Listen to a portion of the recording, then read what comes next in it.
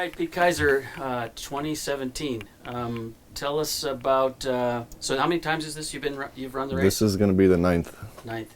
How many total K300 races would this be for you? How many times you do the dash? Twice, I believe. Twice, and twice in the bogus. So it's 13. Yeah. Yeah. I noticed you picked 16. I wrote a little story. 16 was a pretty good year for you. You had a lot of stuff going. Yeah. Tell us about 16 training. Tell us about the new things that happened, because there's a lot. Kaiser Racing 17 is a little different than 15. Yeah, we got a place up in Fairbanks now that we can train when the weather goes bad, and this year actually we had pretty decent weather here, probably our best December in the last 4 or 5 years, and November wasn't too bad, so we were actually able to stay here and train throughout November, December. We did have a big meltdown during New Year's, and I had to pack up and leave first part of January and do the last couple of weeks of training up in Fairbanks. So that was a little bit of a setback, but it was good to have somewhere to go and be able to get that training in and then come back for the race. Sure. I see a different person around. Tell us about him. I got a handler this year from Norway. His name's Nicholas Wickstrand. He's 26 years old, been a great help. The norm the last few years has been basically to do everything on my own, and it's been a real treat to have such great help this year. It's really, I think we've gotten so much more done and more things done efficiently and in a timely manner than I would have been able to do on my own. And he's going to be running the rest of the dogs in the Bogus Creek 150. So we're going to get a larger pool of dogs trained this weekend, which should hopefully benefit us down the road. Well, let's talk about the team. There's always this. Sometimes you're in a transition mode. Sometimes you're not. Where are we? The core of this team that I'm taking is going to be the same dogs that won this race the last 2 years in a row. So I don't have any dogs over 5 years in training. The main group is the same group I've been primarily training for the last 3 years, since they were two, 3, 4, and now they're 5. So there's going to be 8, I believe, returning dogs that have won this race and have done several Iditarods, and then I'm adding in some 2-year-olds that are really doing well, and so I think it's a well-rounded group, and excited to see how they do.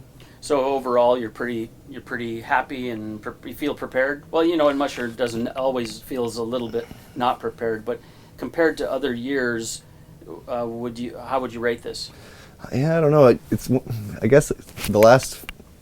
With the first win, I felt like maybe the pressure would be less every year, and I've actually felt more pressure this year than ever to try to keep this streak going. And but as far as preparedness goes, I think we've got more miles on the dogs this year than we have in the past. Barring the one setback we had, I think overall the training has been good. And after all of that, it's really still hard to tell how you're going to do in a race. I think this is a great team. I know this is a great team. Just everything has to come together perfect for this particular 40 hours to do really well in this race. If we, just because we don't end up winning or whatnot, doesn't mean this team isn't still a good team. But if everything comes together right, I think they'll do real well. Nice. Let's talk about the trail. We, like you said, we had some. It looked beautiful for a while. Then we had rain. Now we've had a bunch of snow and it's cold. Talk about the trail, what you've heard, and also talk a little bit about this backwards run and what do you think about that? Yeah, I guess we're getting some typical wild Bethel weather. It was 40 degrees and raining when I left 3 weeks ago, and now it's 40 below and snowing just 3 weeks later. So an 80-degree temperature change in the same place in just a few weeks. So we get a lot of wild weather. I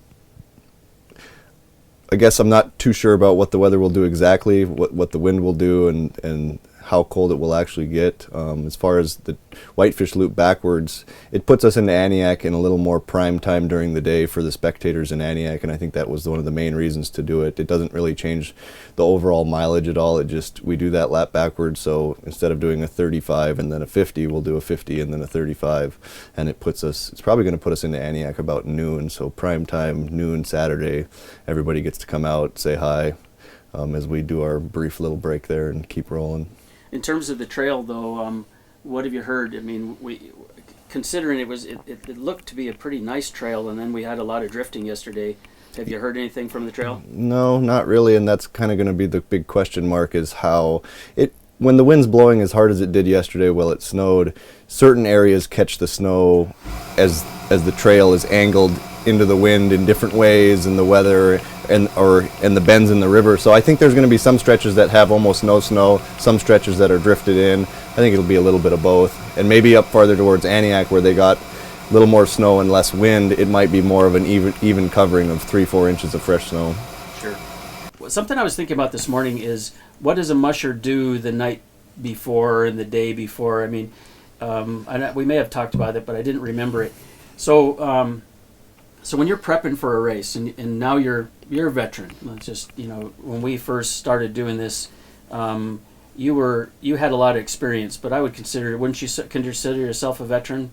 I think at this point, yeah. Yeah.